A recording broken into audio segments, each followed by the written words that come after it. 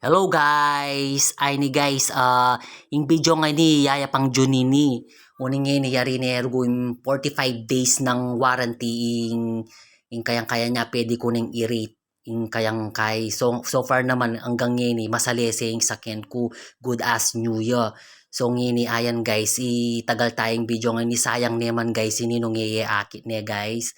Ayan, kasalukuyan yung kakalkalan nitang ECU ng ECU ning sakyan ko is Sir JR Tayag ayan.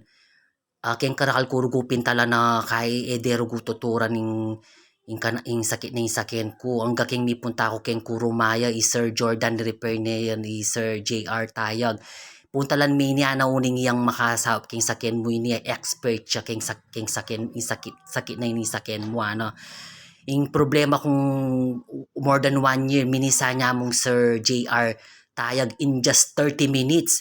Mi balik yarugong kaing sakyan ko. Good as new year. So ngini ay nina rate tane talagang 101% highly recommended ya talaga is Sir JRT Tayag ng custom cage refer. Yan. Kayo nung ating kayong problema king lalong kesa kayo lalo king ECU.